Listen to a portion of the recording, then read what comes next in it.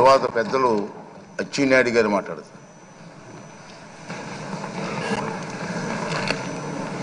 అధ్యక్ష,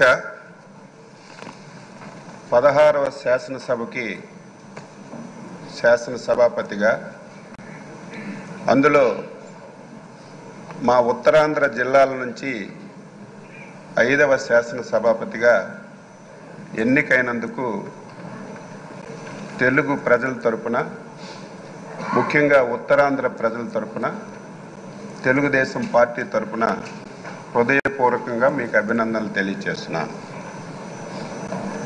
స్వాతంత్రం వచ్చిన తర్వాత 37 సంవత్సరాలు కొన్ని వర్గాలకే పరిపాలన పరిమితమైనటువంటి సందర్భంలో 1982వ సంవత్సరంలో విశ్వవిఖ్యాత నట సార్వభౌములు నందమూరి తారక రామారావు గారు తెలుగుదేశం పార్టీ స్థాపించారు. స్థాపించిన రోజే ఈ పార్టీ బడుగు బలహీన వర్గాల పార్టీ, అందులో బలహీన వర్గాల పునాదులపైన పుట్టిన పార్టీ అని చెప్పి ప్రకటించడమే కాకుండా డే 1 నుంచి బలహీన వర్గాలకి ఆ అవకాశాన్ని ఇచ్చిన విషయం ఒక్కసారి గుర్తు చేస్తున్నాను. అందులో భాగంగానే బలహీన వర్గాలకు చెందినటువంటి అయ్యన్న పాత్రుడు గారు అతి చిన్న వయసులోనే శాసనసభకి అవకాశం ఇచ్చినటువంటి నాయకుడు ఎన్టీ రామారావు గారు తెలుగుదేశం పార్టీ అని చెప్పి బలహీన వర్గాల వ్యక్తిగా గర్వంగా చెప్పదలుచుకున్నారు. మీరు 42 సంవత్సరాల సుదీర్ఘ రాజకీయ ప్రయాణంలో అనేక పదవులు మీరు చేశారు. కానీ ఒక్కరోజు కూడా ఆ రోజు ఎన్టీ రామారావు గారి మాట కానీ, ఈరోజు చంద్రబాబు నాయుడు గారి మాట కానీ జవదాటకుండా పార్టీ ఏ ఆదేశాలు ఇచ్చినా, పార్టీ ఏ అవకాశం ఇచ్చినా దానిని సద్వినియోగం చేసుకొని మీరు పాలన అందించారు తప్ప ఇంకొకటి లేదు అని చెప్పి మీకు తెలియజేస్తున్నాను. 7 సార్లు ఎమ్మెల్యేగా గెలిచారు, 4 సార్లు మంత్రిగా చేశారు. అందులో ఇంకొక విషయాన్ని శాసనసభకు చెప్పాలి. పార్టీ ఆదేశం ప్రతి ఒక్కరికి శిరస వహించాలనేది నా అభిప్రాయం. 1996లో నాకు బాగా గుర్తు, అప్పుడే నేను ఇంకా ఎమ్మెల్యే కాలేదు. మన నాయకుడు చంద్రబాబు నాయుడు గారు ముఖ్యమంత్రిగా బాధ్యతలు స్వీకరించిన తర్వాత మొట్టమొదటిసారి పార్లమెంట్కి ఎన్నికలు వచ్చాయి. ఆ సమయంలో తమరు మంత్రిగా ఉన్నారు. ఆ రోజు అధ్యక్షులుగా, ముఖ్యమంత్రిగా చాలామంది మంత్రులకి మీరు ఎంపీలుగా పోటీ చేయండి అని రిక్వెస్ట్ చేస్తే చాలామంది దాన్ని ఒప్పుకోలేదు, మంత్రి పదవి వదిలి వెళ్ళడానికి.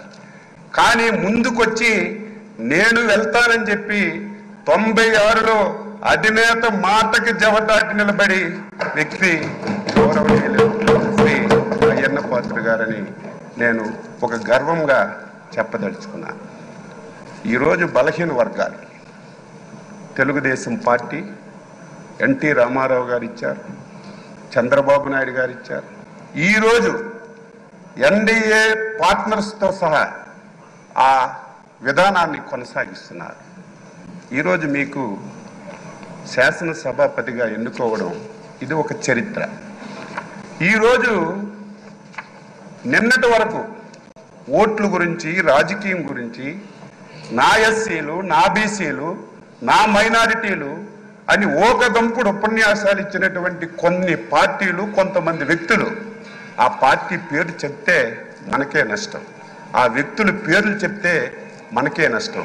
అటువంటి పార్టీలు ఒక బలహీన వర్గాలకు చెందిన వ్యక్తిని ఎన్డీఏ ఆ స్థానంలో కూర్చోపెడితే ఈ ఘట్టాన్ని చూడడానికి కూడా ఇష్టం లేనటువంటి పార్టీలు, నాయకులు ఈరోజు రాష్ట్రంలో ఉండడం బాధ కలుగుతుందని ఈ సందర్భంగా తెలియచేస్తున్నాను. మీరు చాలా పోర్ట్ఫోలియోలు చేశారు. ఏ పోర్ట్ఫోలియో చేసినా ఆ పోర్ట్ఫోలియోనే వన్ని తీసుకొచ్చారు. ఆ పోర్ట్ఫోలియోల ద్వారా ఈ రాష్ట్రానికి ఎనలేనటువంటి మేలు చేశారు. గత శాసనసభ ఇప్పుడే మా అధ్యక్షులు వారు పవన్ కళ్యాణ్ గారు, లోకేష్ బాబు గారు అందరూ చెప్పారు, ఆంధ్రప్రదేశ్ చరిత్రలో 2019-24 శాసనసభ ఒక దుర్మార్గమైనటువంటి సభ. ఆ సభలో నేను కూడా సభ్యుడిగా ఉన్నాను. 23 మంది ఎమ్మెల్యేలు మాట్లాడడానికి అవకాశం లేదు, మా వైపు చూడలేదు. చూడకపోయినా మా స్థానాల్లో మేము గౌరవంగా కూర్చున్నా సరే మొత్తం మా దగ్గరికి వచ్చి తల్లిదండ్రుల్ని, కుటుంబాలని, పర్సనాలిటీని, వ్యక్తులని బండబూతులు తిట్టి ఈ సభలోకి ఎందుకు వచ్చాం? రాని వాళ్ళే అదృష్టవంతులని బాధపడినటువంటి రోజులు, చెవుట్లో కాటన్ పెట్టుకొని వినలేనటువంటి రోజులు గత శాసనసభలో మేము ప్రత్యక్షంగా చూసాం అధ్యక్ష. ఈరోజు తెలంగాణ ఉద్యమం అద్భుతంగా జరిగింది, కానీ ఎప్పుడు శాసనసభ్యుల మీద భౌతిక దాడులు ఎప్పుడు జరగలేదు. కానీ గత శాసనసభలో ఒక దళిత శాసనసభ్యుడైనటువంటి ప్రస్తుత మా మంత్రి గారైనటువంటి బాల వీరాంజనేయ స్వామిని సభాపతి స్థానం దగ్గరకు వచ్చి ఆయన పైన భౌతికంగా దాడి చేస్తే ఎంత ఆవేదన చెందాం, ఎంత బాధ చెందాం. ఆంధ్రప్రదేశ్ రాష్ట్రానికి, దేశానికి ఒక రోల్ మోడల్. ఇటువంటి ఆంధ్రప్రదేశ్ శాసనసభలో ఇటువంటి సంఘటనలు జరగడం, అది మా కళ్ళతో మేము చూడడం చాలా బాధ, ఆవేదన కలిగింది. ఏది ఏమైనా ఒక అనుభవజ్ఞుడైనటువంటి వ్యక్తి. ఈ రోజు వరకు మీ అవతారం ఒకటి, ఈ రోజు నుంచి మీ అవతారం మార్చాలి. ఎందుకంటే రాజకీయాలు చేసేటప్పుడు పదునైన మాటలు మాట్లాడాలి. ప్రతి ఒక్కరు విమర్శించేటప్పుడు వారికి సమాధానం చెప్పాలి. కానీ ఈ రోజు నుంచి మీరు శాసన సభాపతి. నా కోరిక, నా ఆశయం బలహీన వర్గాల తరపున మీకు కోరుతున్నాను. ఈ సభ 2024-29 శాసనసభ మా బలహీన వర్గాలకు చెందినటువంటి చింతకాయల అయ్యన్న పాత్ర గారి నాయకత్వంలో ఒక దేశానికి ఒక రోల్ మోడల్ గా ఈ సభ ఉండాలి. ఇది ప్రతి ఒక్కరూ చెప్పుకునే విధంగా మనందరం కూడా ప్రవర్తించాలి.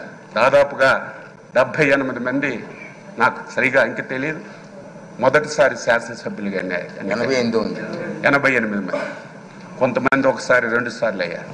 నేను కూడా 6 సార్లు శాసనసభగా ఎన్నికయ్యే అవకాశం మా నాయకులు శ్రీ నారా చంద్రబాబు నాయుడు గారు ఇచ్చారు. ఆయన ఎప్పుడైతే ముఖ్యమంత్రిగా బాధ్యతలు స్వీకరించారో అప్పుడే నేను ఎమ్మెల్యే అయ్యాను. నేను కూడా సభ్యులందరికీ కోరుతున్నాను, ఎవరమైనా సరే కొంతమంది వ్యక్తుల పేర్లు ఈ శాసనసభలో వినడానికి వీలు లేదు. పార్టీల పేర్లు అక్కర్లేదు. ఎవరు ఏది చెప్పినా స్వచ్ఛంగా మనం సమాధానం ఇద్దాం. రాష్ట్ర ప్రయోజనాల గురించి పనిచేద్దాం. ఈ పార్టీ మీద ఒక అచంచలమైన విశ్వాసంతో, ఎన్డీఏ మీద ఒక అచంచలమైనటువంటి ఒక నమ్మకంతో ఒక మ్యాండేట్ ఇచ్చారు. దీన్ని మనందరం కలిసి మంచిమైనటువంటి చర్చలు జరిపి మంచిగా ఈ సభను తీసుకెళ్దామని ఒక్కసారి తెలియజేస్తూ, మరొకసారి హృదయపూర్వకంగా మీకు అభినందనలు తెలియజేస్తూ, ఈ అవకాశం ఇచ్చినందుకు మీకు ధన్యవాదాలు తెలియజేస్తూ సెలవు తీసుకుంటున్నాను.